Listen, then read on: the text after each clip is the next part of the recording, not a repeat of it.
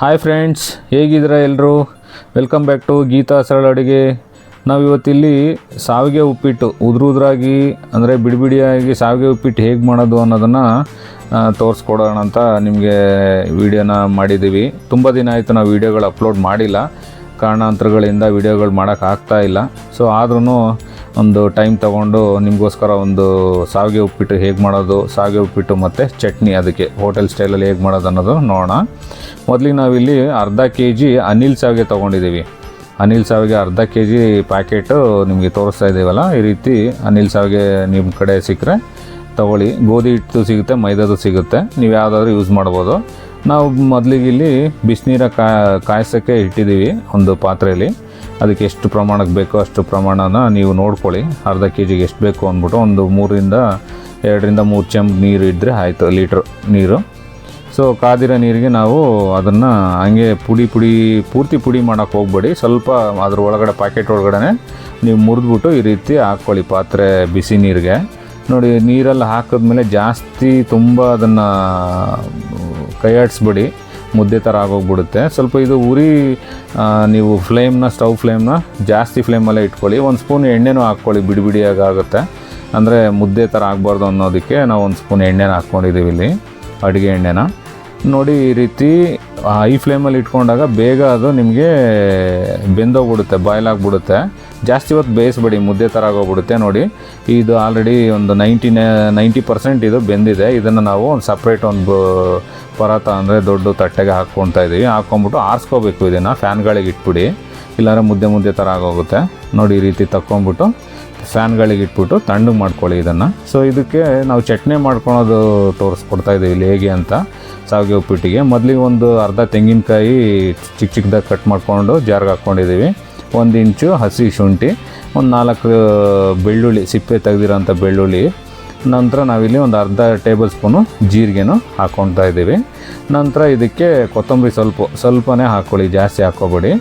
ಒಂದು ಸ್ವಲ್ಪ ಹುಣಸೆಹಣ್ಣು, 1-2 ತೊಳೆ ನೆನೆಸಿಟ್ಕೊಂಡಿರೋದು, 1-2 ತೊಳೆ ಹುಣಸೆಹಣ್ಣು. ಸೊ ಇದಕ್ಕೆ ನಾವಿವಾಗ ಸ್ವಲ್ಪ ಒಂದು ರುಚಿಗೆ ಬೆಲ್ಲ, 2 ಚಿಕ್ಕದಾಗೆ ಚೂರ್ಣದಷ್ಟು ಬೆಲ್ಲ ಹಾಕ್ಕೊಳ್ಳಿ. ಬೆಲ್ಲ ಹಾಕ್ಕೊಂಡು ಇದನ್ನು ಸ್ವಲ್ಪ ರುಬ್ಕೊಳ್ಳಿ, ಮೊದಲೇ ತರಿಯಾಗಿ ರುಬ್ಕೊಳ್ಳಿ. ಜಾಸ್ತಿ ಏನು ನೀರು ಹಾಕೊಳ್ಳೋಕೆ ಹೋಗ್ಬೇಡಿ ಇದನ್ನು ಈಗಲೇ.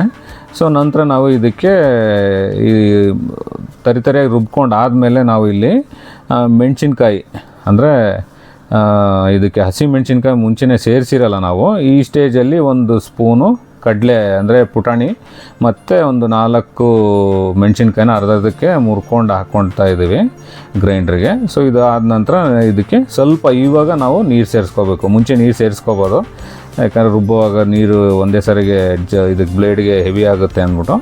ನಂತರ ರುಚಿಗೆ ತಕ್ಕಷ್ಟು ಉಪ್ಪನ್ನು ಸೇರಿಸ್ಕೊಳ್ತಾ ಇದ್ದೀವಿ. ಈಗ ಮತ್ತೆ ಇದನ್ನು ರುಬ್ಕೊಳ್ಳೋಣ.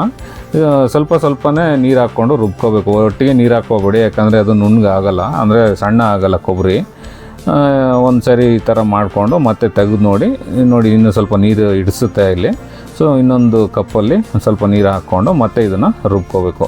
ಸೊ ನೋಡಿ, ಇವಾಗ 2ನೇ ಸಾರಿ 3ನೇ ಸಾರಿನೂ ರುಬ್ಕೊಳ್ತಾ ಇದ್ದೀವಿ ನಾವು. ಅಂದರೆ ಸ್ಟೇಜ್ ಬೈ ಸ್ಟೇಜ್ ರುಬ್ಕೊಳ್ಳಿ, ಒಂದೇ ಸಾರಿ ನೀವು ಸಣ್ಣಕ್ಕೆ ರುಬ್ಕೊಳ್ಳೋದು ಆಗಲ್ಲ. ಈ ರೀತಿ ಮಾಡಿಕೊಂಡ್ರೆ ನೋಡಿ ಇಷ್ಟು ಚೆನ್ನಾಗಿ ಹೋಟೆಲ್ ಸ್ಟೈಲಲ್ಲೇ ನಿಮಗೆ ಚಟ್ನಿ ಬಂದಿರುತ್ತೆ ಇದು. ಯಾಕಂದರೆ ನೀವು ಬೆಳಿಗ್ಗೆಯಿಂದ ಸಂಜೆವರೆಗೂ ಕೆಡಲ್ಲ ಅಂದರೆ ಇದೆಲ್ಲ ಇಂಗ್ರೀಡಿಯೆಂಟ್ಸ್ ಹಾಕಿರಬೇಕು, ಪದಾರ್ಥಗಳನ್ನ ಹಾಕಿರಬೇಕು, ಜೊತೆಗೆ ನೀಟಾಗಿ ರುಬ್ಕೊಂಡಿರಬೇಕು. ಸೊ ನೋಡಿ ಎಷ್ಟು ಚೆನ್ನಾಗಿ ಬಂದಿದೆ ಕಾಯಿ ಚಟ್ನಿ. ಇದಕ್ಕೆ ನಾವು ಸ್ವಲ್ಪ ಒಗ್ಗರಣೆಗೆ ಹಾಕೋಣ. ನೋಡಿ, ಇಲ್ಲಿ ಒಗ್ಗರಣೆಗೆ ಸಾಸಿವೆ, ಜೀರಿಗೆ ಮತ್ತು ಕರಿಬೇವನ್ನು ಬಿಸಿ ಮಾಡಿ ಡೈರೆಕ್ಟಾಗಿ ಇದಕ್ಕೆ ಹಾಕಿ ಮಿಕ್ಸ್ ಮಾಡ್ತಾಯಿದ್ದೀವಿ. ಸೊ ಈಗ ನಮಗೆ ಕಾಯಿ ಚಟ್ನಿ ರೆಡಿ ಆಯಿತು ಸಾವಿಗೆ ಉಪ್ಪಿಟ್ಟಿಗೆ.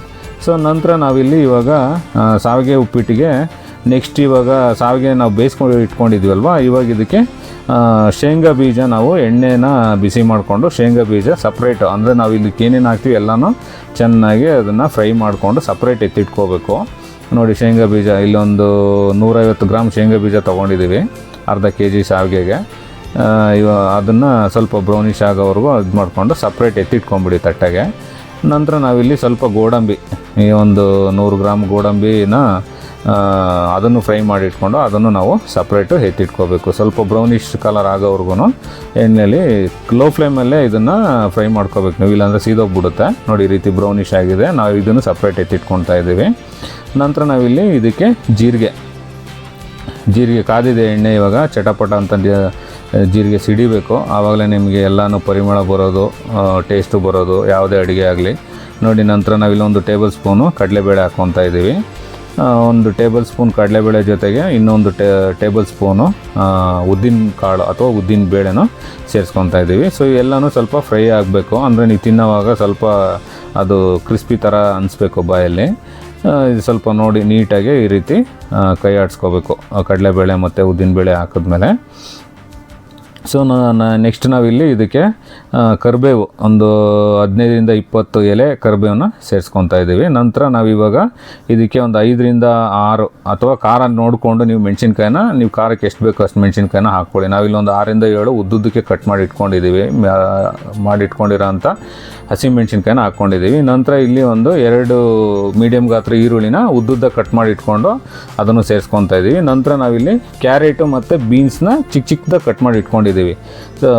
ಸೊ ಇದ್ರ ಜೊತೆಗೆ ನಮಗೆ ಕ್ಯಾರೆಟು ಬೀನ್ಸ್ ಇದ್ದರೆ ಟೇಸ್ಟ್ ಚೆನ್ನಾಗಿರುತ್ತೆ ಅಂದ್ಬಿಟ್ಟು ನೋಡಿ ಈ ರೀತಿ ನೀಟಾಗಿ ಆಯಿಲ್ ಅಂದರೆ ಎಣ್ಣೆಲಿ ನಾವು ಶೇಂಗಾ ಬೀಜ ಇದೆಲ್ಲ ಸಪ್ರೇಟ್ ತೆಗೆದು ಇಟ್ಕೊಂಡಿರಬೇಕು. ಸೊ ಈ ಕಡಲೆಬೇಳೆ ಮತ್ತು ಉದ್ದಿನಬೇಳೆ ಇದರಲ್ಲಿ ಸಾಸಿವೆ ಜೀರಿಗೆನೇ ಫ್ರೈ ಮಾಡ್ಕೋಬೇಕು. ನಂತರ ನಾವಿಲ್ಲಿ ರುಚಿಗೆ ಸ್ವಲ್ಪ ಇಂಗನ್ನ ಸೇರಿಸ್ಕೊತಾ ಇದ್ದೀವಿ. ಇಂಗನ್ನ ಮಿಸ್ ಮಾಡಬೇಡಿ, ಯಾಕಂದರೆ ಇಂಗು ತುಂಬ ಟೇಸ್ಟ್ ಕೊಡುತ್ತೆ ಯಾವುದೇ ಪದಾರ್ಥಕ್ಕೆ. ಅದೇ ಗಾದೆ ಮಾತು ಇದೆಲ್ಲ, ಇಂಗು ತೆಂಗು ಇದ್ದರೆ ಮಂಗನೂ ಅಡುಗೆ ಮಾಡುತ್ತೆ ಅನ್ನೋ ರೀತಿ. ಸೊ ನಂತರ ನಾವಿಲ್ಲಿ ಸ್ವಲ್ಪ ಕ್ಯಾಪ್ಸಿಕಮ್ನ ಚಿಕ್ಕದಾಗಿ, ಅಂದರೆ ಕೆಂಪು ಕ್ಯಾಪ್ಸಿಕಮ್, ಇದು ನೋಡ್ಲಿಕ್ಕೆ ಟೊಮೊಟೊ ಥರ ಕಾಣಿಸುತ್ತೆ, ಕೆಂಪು ಕ್ಯಾಪ್ಸಿಕಮ್ನ ಚಿಕ್ಕದಾಗಿ ಕಟ್ ಮಾಡಿ ಇಟ್ಕೊಂಡಿದ್ವಿ, ಅದನ್ನು ಸೇರಿಸ್ಕೊಂಡು ಈ ರೀತಿ ಫ್ರೈ ಮಾಡ್ಕೋಬೇಕು. ಸೊ ನೀವು ಕ್ಯಾಪ್ಸಿಕಮ್ ಚೆನ್ನಾಗಿ ಒಳ್ಳೆ ಫ್ಲೇವರ್ ಕೊಡುತ್ತೆ, ಅಂದರೆ ನಿಮಗೆ ಲಾಸ್ಟಲ್ಲೂ ತುಂಬ ಚೆನ್ನಾಗಿರುತ್ತೆ. ನಂತರ ನಾವಿಲ್ಲಿ ಸ್ವಲ್ಪ ರುಚಿಗೆ ತಕ್ಕಷ್ಟು ಉಪ್ಪನ್ನ ಸೇರಿಸ್ಕೋಬೇಕು. ಉಪ್ಪು ಸೇರಿಸ್ಕೊಂಡ್ಮೇಲೆ ನೀಟಾಗಿ ಕೈ ಬಾಡಿಸ್ಕೊಳ್ಳಿ ಎಣ್ಣೆಲಿ. ಈ ರೀತಿ ತರಕಾರಿ ಎಲ್ಲದಕ್ಕೂ ಸ್ವಲ್ಪ ಉಪ್ಪು ಇದಾಗುತ್ತೆ, ಯಾಕಂದರೆ ಇಲ್ಲಿ ನಾವು ಜಾಸ್ತಿ ಏನು ನೀರು ಹಾಕಲ್ಲ, ನಾವು ಡೈರೆಕ್ಟಾಗಿ ಇದನ್ನು ಚಿತ್ರಾನ್ನ ಹೆಂಗೆ ಕಲಿಸ್ತೀವಲ್ವ, ಅನ್ನನ ಆರಿಸ್ಬಿಟ್ಟು ಆ ರೀತಿನೇ ಈಗ ನಾವು ಶಾವಿಗೆನ ಈಗ ಸಪ್ರೇಟ್ ಆರಿಸ್ಲಿಕ್ಕೆ ಇಟ್ಟಿದ್ದೀವಲ್ಲ, ಸೊ ಈ ಒಗ್ಗರಣೆಯಲ್ಲಿ ನಾವು ಮಿಕ್ಸ್ ಮಾಡ್ತೀವಿ ಲಾಸ್ಟಲ್ಲಿ. ಸೊ ಆ ರೀಸನ್ಗೆ ನೀವು ಉಪ್ಪನ್ನ ಹಾಕ್ಕೊಂಡು ತರಕಾರಿ ಮತ್ತು ಎಲ್ಲ ಉಪ್ಪಿನ ಅಂಶ ತರಕಾರಿಗಳೆಲ್ಲ ಇಡಿಸುತ್ತೆ, ಆ ಸ್ಟೇಜಲ್ಲಿ ಹಾಕ್ಕೊಳ್ಳಿ. ನೋಡಿ ಈ ರೀತಿ ಅರಿಶಿನ, ನಂತರ ನಾವಿಲ್ಲಿ 1 ಟೇಬಲ್ ಸ್ಪೂನ್ ಅರಿಶಿನ ಹಾಕ್ಕೊಂಡು ಈ ರೀತಿ ಮಿಕ್ಸ್ ಮಾಡ್ಕೊತಾ ಇದ್ದೀವಿ. ಅರಿಶಿನ ಹಸಿ ವಾಸನೆ ಹೋಗೋವರೆಗೂ ಫ್ರೈ ಮಾಡ್ಕೊಳ್ಳಿ. ನಂತರ ಸ್ವಲ್ಪ ಅದು ಈಗ ಕ್ಯಾರೆಟ್ ಮತ್ತು ಬೀನ್ಸ್ ಎಲ್ಲ ಹಾಕಿರ್ತೀವಲ್ವ, ಅದನ್ನು ಸ್ವಲ್ಪ ಫ್ರೈ ಹಾಕ್ಬಿಡಿ. ನಂತರ ನಾವಿವಾಗ ಶಾವಿಗೆನ ಆರಿಸಿಟ್ಕೊಳ್ಳೋಕ್ಕೆ ಇಟ್ಕೊಂಡಿದ್ವಲ್ಲ ಸಪ್ರೇಟು, ಅದನ್ನು ಬಿಡಿಯಾಗಿ ಉದುರಾಗಿ ಈ ರೀತಿ ಕೈಯಿಂದನೇ ಬಿಡಿಸ್ಬಿಟ್ಟು ಇದರಲ್ಲಿ ಈ ಒಗ್ಗರಣೆ ರೆಡಿ ಆಯ್ತಲ್ಲ ಅದರೊಳಗಡೆ ಹಾಕ್ಕೊಳ್ಳಿ. ಹಾಕ್ಕೊಂಬಿಟ್ಟು ನಿಧಾನಕ್ಕೆ ಆ ಒಗ್ಗರಣೆಗೆ ಮಿಕ್ಸ್ ಮಾಡಿ. ಈ ಸ್ಟೇಜಲ್ಲಿ ನೀವು ಸ್ಟವ್ನ ಲೋ ಫ್ಲೇಮಲ್ಲೇ ಇಟ್ಕೊಂಡಿರಿ, ಹೈ ಫ್ಲೇಮಲ್ಲಿ ಇಡೋಕೆ ಹೋಗ್ಬಿಡಿ, ಯಾಕಂದರೆ ಮಿಕ್ಸ್ ಮಾಡುವಾಗ ಮಿಕ್ಸ್ ಮಾಡ್ಲಿಕ್ಕೆ ಟೈಮ್ ತೊಗೊಳುತ್ತೆ. ಅದೇ ಕಾರಣಕ್ಕೆ ಲೋ ಫ್ಲೇಮಲ್ಲಿ ಇಟ್ಕೊಂಡು ನಿಧಾನಕ್ಕೆ ಮಿಕ್ಸ್ ಮಾಡ್ಕೊಳ್ಳಿ. ನೋಡಿ, ಮಿಕ್ಸ್ ಮಾಡುವಾಗ ಜಾಸ್ತಿ ನೀವು ಪ್ರೆಸ್ ಮಾಡೋದೆಲ್ಲ ಮಾಡಬೇಡಿ, ಉದುರಾಗಿ ಅದು ಮಿಕ್ಸ್ ಆಗಬೇಕು.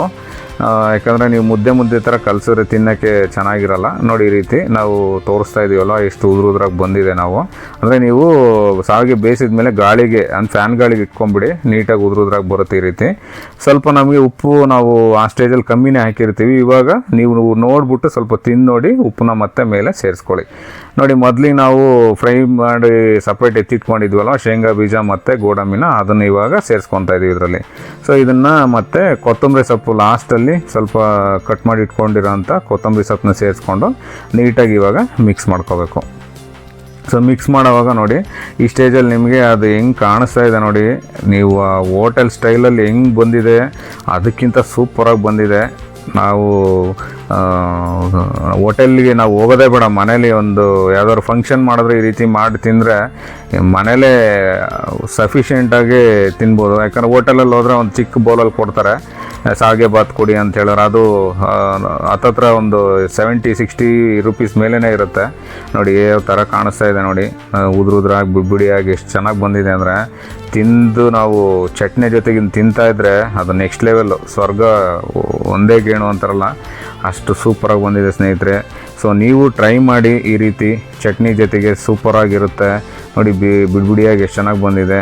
ಸೊ ನೀವು ಟ್ರೈ ಮಾಡಿ, ಈ ರೀತಿ ನಾವು ಹೇಗೆ ಮಾಡಿದ್ವಿ ಆ ರೀತಿ ತುಂಬ ಚೆನ್ನಾಗಿ ಬರುತ್ತೆ. ಹಾಗೆ ನಮ್ಮದು ಕಮೆಂಟ್ ಬಾಕ್ಸಲ್ಲಿ ನಾವು ಮಾಡಿ ನಿಮ್ಗೆ ತೋರಿಸಿರೋದು ನೀವು ಮಾಡ್ಕೊಂಡು ತಿಂದಾದ್ಮೇಲೆ ಹೇಗಿರುತ್ತೆ ಅಂದ್ಬಿಟ್ಟು ದಯವಿಟ್ಟು ಕಮೆಂಟ್ ಬಾಕ್ಸಲ್ಲಿ ತಿಳಿಸಿ.